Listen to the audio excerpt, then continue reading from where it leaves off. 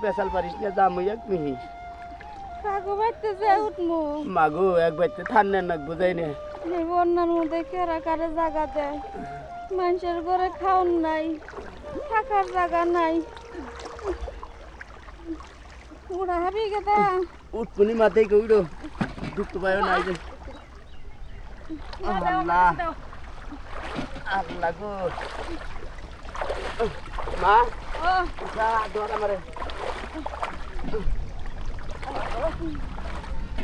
ওই মা আমরা তো অনেক কষ্ট করে পানি পার হয়ে রাস্তা পাইলাম আমরা এখন কোন দিকে যাম মা আঙ্গুবান কেরাই থান দিব কও বাবা রে হাল্লার এত বড় দুনিয়ায় কোনো না কোনো জায়গায় আমাকে থাকার জায়গা ঠিকই হবো অনেক কষ্ট করে বিলটা বাড়ি দিয়ে আইলাম পাকা রাস্তায় উঠলাম এনে খাড়ায় থাকলে তো হইব না ওই যে কয়টা বাড়ি দেওয়া যায় আয় আমরা অফিস যাই যাইয়া কারোরে কই আমাকে আপাতত দুটা রাত যদি থাকবার দেয় তাও আমরা একখানে জোরে পুরে থাকা রুম তা নাহলে এই পানির মধ্যে কই যাবো কোনো না কোনো বাড়ি তো একটু আশ্রয় নেওয়া লাগবে হ্যাঁ ওই মা তুই এত চিন্তা করিস কে মু শহরে যাই গে এনতা ভাই রিক্সা চালাবো নি আর আমি বোতল ঢুকাবো নি তুমি মাইসের বাড়িতে কাম করো নি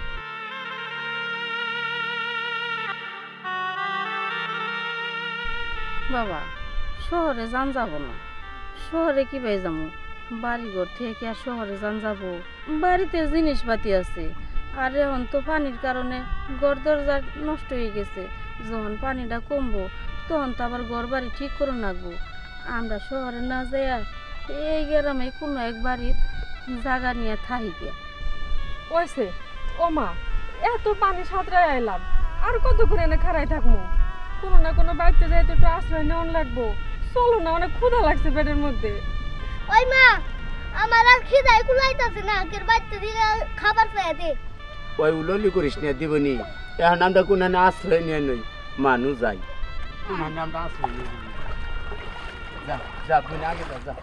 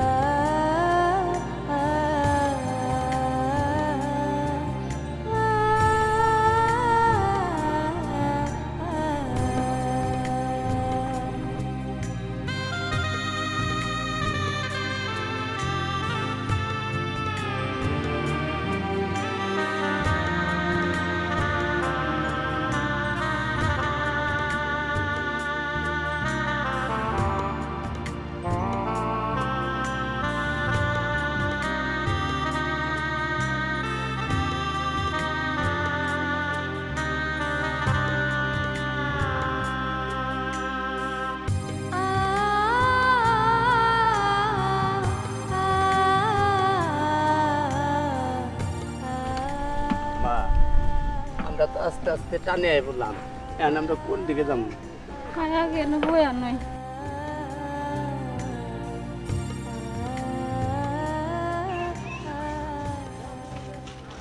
আসসালামু আলাইকুম আব্দুল সাহেব। ওয়ালাইকুম আসসালাম। তা কেমন আছেন? আছি তো আলহামদুলিল্লাহ। তা শফিক, তোমাদের এলাকা দিয়ে বন্যার পরিস্থিতি কেমন?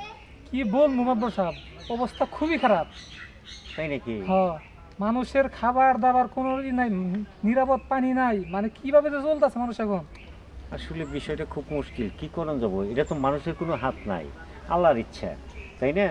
তো একটু ধৈর্য ধরো, আল্লাহ একদিন একদিন পানি নামিয়ে নিয়ে যাব, সমস্যা। তা আব্দুল সাহেব, গরিব মানুষের জন্য কোনো কিছু সরকার থেকে আসে নাই? না, এখন পর্যন্ত আমি এরকম কোনো আভাস পাই নাই, তবে আসবে। দুর্যোগ ব্যবস্থার জন্য সরকার অবশ্যই কিছু না কিছু বরাদ্দ করে থাকে, তবে চিন্তা করো না, আসলে এলাকার মেম্বার চেয়ারম্যান আছে তাদের নিয়ে গ্রামের লোকজনদের বিতরণ করে দিই। যাই না, হোক। আমরা জানি যে কোনো কিছু পাইলে যদি আসে আপনি সবার মাঝে মানে বিলাই দিবেন, এটা আমরা জানি। আমরা ওই ভরসাটা রাখি আপনার প্রতি। আচ্ছা, ঠিক আছে। আচ্ছা ঠিক আছে, আসি। আসসালামু আলাইকুম। ওয়ালাইকুম আসসালাম। ওই না ভাই নাকি এখনো তো আইতাছে না, দোকানে কিছু পাইলই নাকি। কয়েকবারই তো গেলাম এক মুখ ভাতের নিগে, কেউ তো এক নলা ভাত দিল না। দোকান থেকে চিরামুড়ি যাই হোক পাইলে তাও তো একটু খায়া পানি খাওয়াতাম। আইতাছে না তো। এই যে ভাই আমি বলছি মা দোকানে খাবার কোনো কিছু পাইলাম না, তো যে না সোনার দাম বেশি, এবারে ছিঁড়ে নিয়েছি। ভালো হয়েছে, এন থেকে এক মুঠ করে খাইয়া পানি খা। পানি আল্লাহ কোন থেকে মা? ওই যে ওই বাড়ির থেকে আনছি। জায়গা ভালো হয়েছে।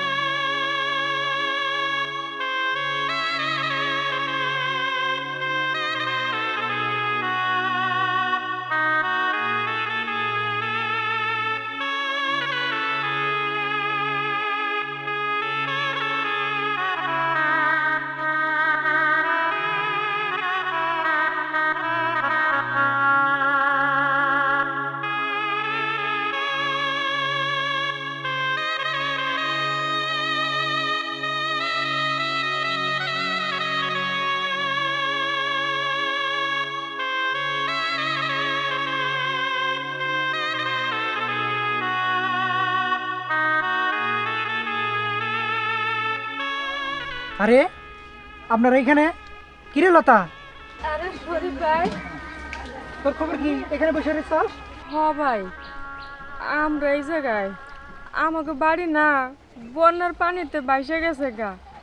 আমাকে কোনো থার জায়গা নাই ভাই, কোনো রকম সাঁতরাই মাত্রাইয়া এই যে একটু ডাঙ্গা পাড়াইয়া বইছি, কিন্তু স্থান পাইতেছি না কোনো জায়গা। তাই বলে এই রাস্তায়? রাস্তায় থাকবো না, কই থাকবো? আমাগো বাড়ি তো পানিয়ে বইরে গেছে, থাকার মতো কোনো ব্যবস্থা নাই। অনেক মানুষেরা কইলাম যে আপাতত 2-4টা দিন আমাগো থাকতে দেন, কেউ জায়গা দেন না। তাই পুলান চুলান নিয়ে সেই রাস্তায় বয়ে রয়েছি, তাছাড়াও তার কোনো উপায় নেই। কে বলেছে আপনাদের আপন লোক নাই? তাছাড়া লতা তো আমার সাথে লেখাপড়া করছে, আমরা তো বন্ধু। আপনি কেন আমাদেরকে পর করেন? চলেন আমার বাড়িতে চলেন। ভাজান, সত্যি কইতেছ আমাগরে তোমার বাড়িতে জায়গা দিবা? আমার তো বিশ্বাসই হইতেছে না যে আল্লাহর এত বড় দুনিয়ায় এখনো ভালো মানুষ আছে। কান্দিস না মা। শুনেন, এখন আর কোনো কথা না বলে আমাদের বাসায় চলেন। যতদিন পর্যন্ত বন্যার পানি না শুকায় ততদিন আমার বাড়িতে থাকবেন, এটা আমার আবদার। আইসে বাবা, ঠিক আছে লতা, চলো। যাইতেছি।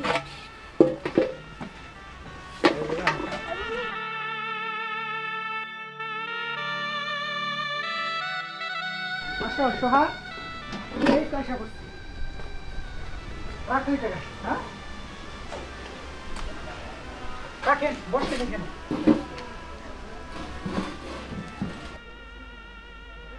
কি ব্যাপার? ওনারা কারা? এই এই আপনারা কারা? আর এখানে আসছেন কেন? আরে না না, আরে নিশি ওভাবে বলছিস কেন? আমার পরিচিত ওরা। রাখো তোমার পরিচিত। আচ্ছা ভাইয়া, আমাদের সাথে কি ওনাদের যায়? কোথা থেকে এসব জঙ্গল ধরে বাড়িতে নিয়ে আসছো? এই বের হন, বের হন বলছে আপনারা। চুপ কর নিশি, বেয়াদব কোথাকার।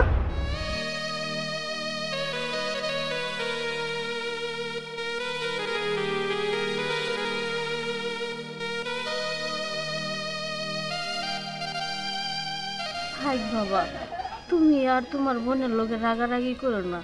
ও তো ঠিকই কইছে, আমাগো সাথে তো তোমাগো যায় না, কারণ তোমাগো দালান কোঠা, আমাগো তো আর দালান কোঠা নাই। আমাকে সামান্য একটা বাড়ি আছিল, তাও তো বানের পানিতে ভাসে গেছে। আমাকে জায়গার রাস্তাই ঠিক আছে, এই বাড়িতে আমাকে জায়গা মানুষই না, আমরা চলে যাইতেছি। বাবা কি হলো, কোথায় তুমি? আরে আপনারা এখন এখানে দাঁড়িয়ে আছেন কেন? যান, বেরিয়ে যান। আর যদি বের হয়ে না যান তাহলে এক একটাকে ঘাড় ধাক্কা দিয়ে আমি এখান থেকে বের করে দিব। বেদব! কার সাথে কিভাবে কথা বলতে হয় জানিস না? শোনো বাবা, ওরে তুমি মানুষ করতে পারো নাই, কার সাথে কিভাবে ব্যবহার করতে হয় ও সেটা ভুলে গেছে। কেন, ও কি করেছে? এই নিরীহ মানুষগুলা রাস্তার ধারে বসেছিল, বানে বাসা মানুষ, ওরা যাবে কোথায়? ওদেরকে আমি টেনে বাড়িতে আনছি, আনার পর তোমার এই মেয়ে তাদের সাথে যা তা ব্যবহার করতেছে, ও মানুষকে মানুষ মনে করতেছে না। কেরে মা, তুই ওদের সাথে এরকম খারাপ আচরণ করতেছিস কেন? আর তাছাড়া শরীফ তো ঠিকই করেছে, একটা আশ্রয়হীন মানুষকে আশ্রয় দেওয়া এটা একটা মনুষ্যত্বের কাজ, এটা ধর্মের কাজ। শরীফ তো কোনো ভুল কাজ করে নাই, শরীফ তো ঠিকই করেছে, বরং তুই ভুল করছ। শোন মা, একটা মানুষ বিপদে পড়লে সেই বিপদে তাকে সাহায্য করলে আল্লাহ তার প্রতি খুশি হয়। তাই বলছিলাম কি মা, তুই ওদের সাথে যে আচরণ করছস এটা ঠিক করস নাই, এটা ভুল করছস। হ্যাঁ বাবা, তুমি ঠিকই বলেছো, কারণ আমাদেরই উচিত যারা বিপদে পড়ে তাদেরকে সাহায্য করা। আর এই যে আপনারা আমাকে ক্ষমা করে দিবেন, আমি না বুঝে আপনাদেরকে অনেক অপমান করেছি। আর আপনাদের যতদিন ইচ্ছা আমাদের বাড়িতে থাকতে পারবেন। হ্যাঁ, ওর কথাই কিছু মনে করবেন না, আসলে ও না বুঝে আপনাদের সাথে খারাপ আচরণ করেছে, ওর জন্য আমি দুঃখিত। না না বাবা, এটা তুমি কেমন কথা কইতেছ? ও তো পোলাপান মানুষ, না বুঝলে একটা কথা কয়েই ফেলাইছে, তাই ওইটা কি আমি ধরে বসে থাকুম? নিশি, তুমি ওনাদের ভিতরে নিয়ে কিছু শুকনা কাপড় চোপড় দাও, আর আমি বাজার থেকে কিছু বাজার নিয়ে আসি। আচ্ছা ঠিক আছে বাবা, কই আপনার ভিতরে আসুন। আসলে